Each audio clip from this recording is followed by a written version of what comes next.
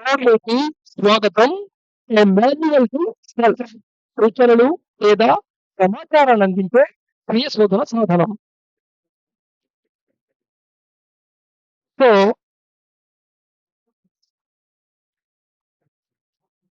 మనకి బోలెడు దర్శనాలు కనపడ్డాయి టోటలు 8 దర్శనాలు కనపడ్డాయి. 6 సాత్విక దర్శనాలు, 3 నాస్తిక దర్శనాలు. ఏమిటవి? సాంఖ్య దర్శనం, న్యాయ దర్శనం, వైశేషిక దర్శనం, పూర్వమీమాంసా దర్శనం, యోగ దర్శనం, వేదాంత దర్శనం. అదే నాస్తిక దర్శనాల్లో చార్వాక దర్శనం, బుద్ధ దర్శనం, జైన దర్శనం. ప్రపంచంలో ఎలాగైతే కొన్ని వందల రకాల యోగాలుంటే, ఏ యోగా పాత్రలు ఏది నేర్చుకొని, ఏది ప్రాక్టీస్ చేయాలిరా అని డౌట్‌లుంటే, ఇక్కడ ఈ దర్శనాల్లో కూడా అదే డౌటొస్తుంది. విచ్ దర్శన హాస్ టు ఫాలో. జనరల్‌గా మనం క్లాసిఫై చేయంగానే తెలియకుండా గ్రేడేషన్ చేయడానికి ట్రై చేస్తాం. అంటే ఫస్ట్ ఏది? సెకండ్‌దేది? థర్డ్ ఏది? ఈ దర్శనాల్లో అన్నిటికంటే గొప్పదేది?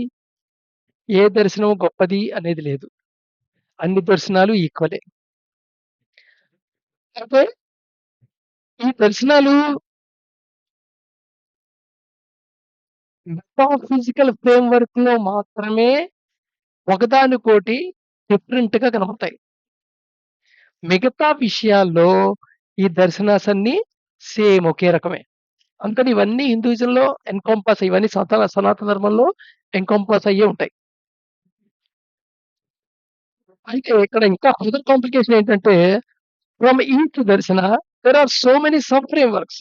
దర్శనం ఎటువంటి దాంట్లో మళ్ళా సబ్ ఫ్రేమ్‌వర్క్స్ ఉంటాయి. వీటిని జనరల్‌గా ఫిలాసఫీస్ అంటారు. ఫర్ ఎగ్జాంపుల్ వేదాంత దర్శనం తీసుకున్నాం అనుకోండి. వేదాంత దర్శనంకొచ్చేప్పటికి ద్వైతం ఫిలాసఫీ, విశిష్టాద్వైతం ఫిలాసఫీ, ద్వైతం ఫిలాసఫీ ఇట్లా ఉంటుంది. Further complicate the direction path follow up. ఏం ఫాలో అవ్వాలి? ఏ డైరెక్షన్ వెళ్ళాలనేది ఇంకా కాంప్లికేట్ అవుతుంది. ఇదే హిందూయిజంలో ఔటర్‌గా బయటికి కనబడే కన్‌ఫ్యూజన్ కారణం. బయటికి చూస్తే కన్‌ఫ్యూజను, కరెక్ట్‌గా అర్థం చేసుకుంటే అది చాయిస్. సో, నీ యొక్క టెండెన్సీస్ బట్టి, నీ యొక్క టెంపర్‌మెంట్ బట్టి యూ కెన్ చూజ్ ఇట్.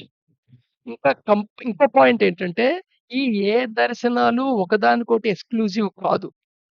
అన్నీ inclusive and finally reaches a state of same state. ఇక్కడ జర్నీలో ఏదో ఒక ఊరు నుండి ఇంకో ఊరికెళ్ళటం కాదు. నీ శరీరం పడిపోయి నీ చేతిలోంచి ఆత్మ ఇలా ఎళ్ళిపోవటం కాదు. అలా ఫిజికల్‌గా అర్థం చేసుకోవద్దు. నీ యొక్క స్థితి ఒక స్థితి నుండి ఇంకో స్థితికి.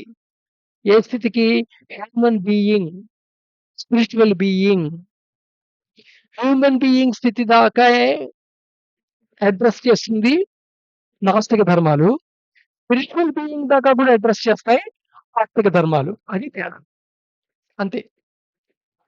So,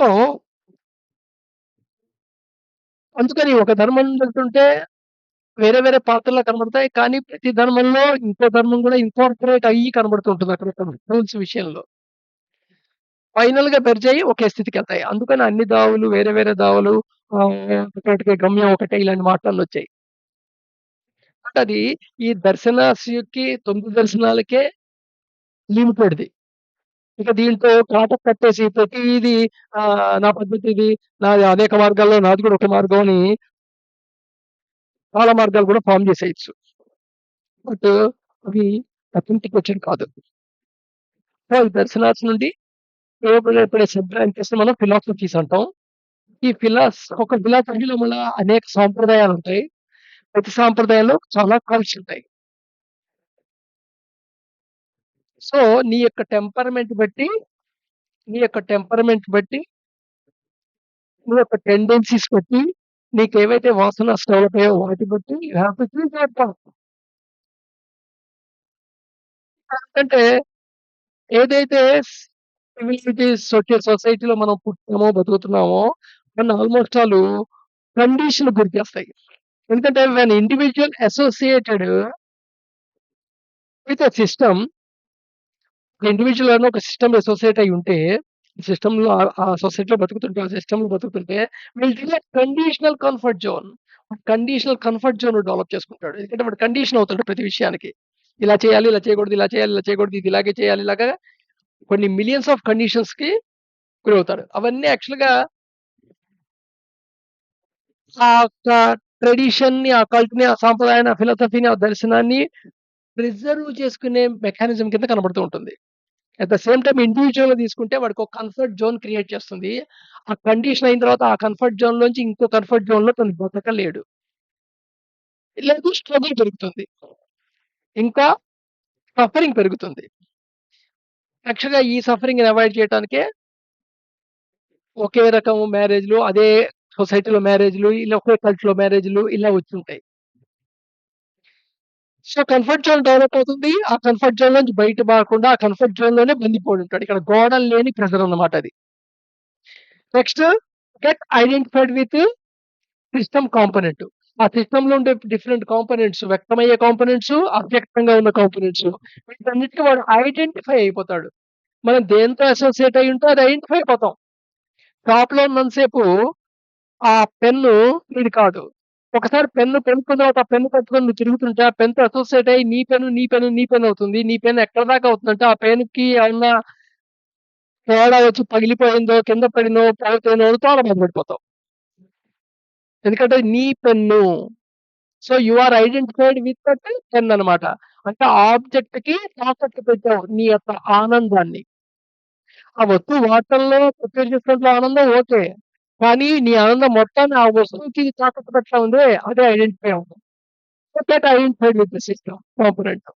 and acquire ignorance.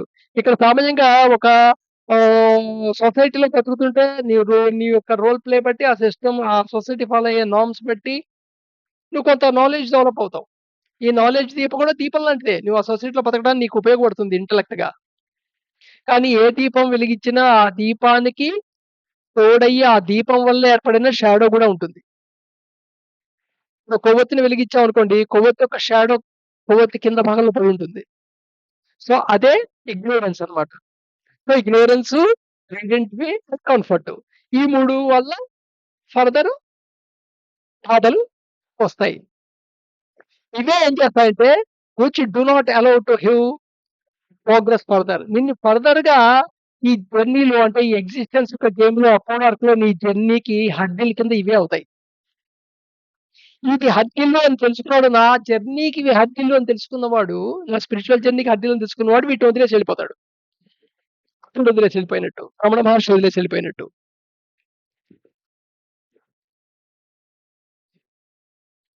దీంతో ఈ సబ్ బ్రాంచెస్ గురించి కొంచెం అర్థం చేసుకోవడానికి మనం వేదాంత దర్శనం తీసుకుందాం. వేదాంత దర్శనాన్నే ఉత్తర మీమాంస అని గూడా అంటారు. ఇది మూడిటి నుండి నరిష్ చేయబడుతూ ఉంటుంది. ఉపనిషత్తులు, బ్రహ్మసూత్రాలు, భగవద్గీత. ఇవి రూట్ వర్డ్ ప్రస్తావన త్రయం అంటారు వీటిని మూడిటిని. ఈ ప్రస్తావన త్రయమైన ఉపనిషత్తు, బ్రహ్మసూత్రాలు అండ్ భగవద్గీత. ఈ మూడిట్లో నరిష్ అవుతూ ఈ వేదాంత అనే దర్శనం ఫార్మ్ అయింది. ఈ వేదాంత దర్శనంలో మళ్ళా 6 ఫిలాసఫీస్ ఉన్నాయి. ఈ ఫిలాసఫీలో డిఫరెన్స్ ఏమిటి? ఓన్లీ మెటాఫిజికల్ ఫ్రేమ్‌వర్క్‌లోనే తేడా. మిగతా అంతా సేమ్. అందుకని ఇవన్నీ వేదాంత దర్శనంలోకే వస్తాయి. ఓ రకంగా సాంప్రదాయంలోను, కల్ట్‌లోను తేడాలొస్తుంటాయి. ఫిలాసఫీ యొక్క మెటాఫిజికల్ పాయింట్స్‌లో. వీటిలోకి కామన్‌గా జ్ఞాన, కర్మ, తి అనేవే టూల్స్ కింద వాడుతుంటారు దీంట్లో. ఏమిటివి వేదాంత దర్శనంలో ఉన్నవి ఫిలాసఫీసు, నాన్ డ్యూయలిస్టిక్ ఫిలాసఫీ 7th సెంచరీలో ఫార్మ్ అయినది. అలాగే నాన్ డ్యూయలిజం 9th సెంచరీలో వచ్చిన ఫిలాసఫీ. అదే క్వాలిఫైడ్ నాన్ డ్యూయలిజం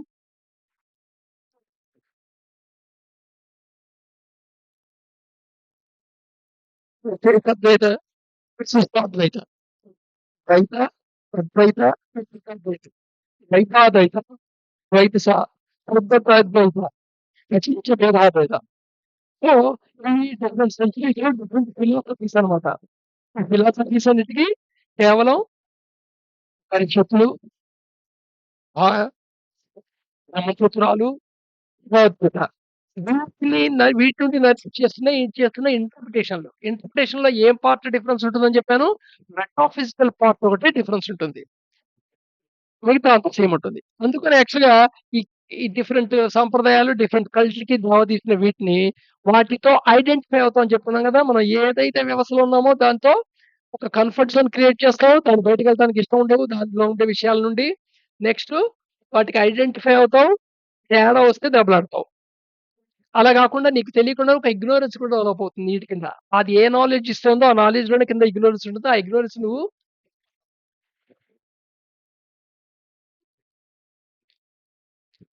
సో, ఈ దర్శనాల్లో అందరికీ అడాప్టబులు, కామన్ మనిషి కూడా అడాప్టబుల్ చేయగలిగేది, ప్రతి మనిషికి అడాప్ట్ చేయగలిగేది అదేమిటయ్యా అంటే యోగ దర్శనం. సో, మనం యోగ దర్శనంలో ఉండే కాంపోనెంట్స్ ద్వారా యోగలో ఉండే రూట్స్ గురించి మాట్లాడుకుందాం.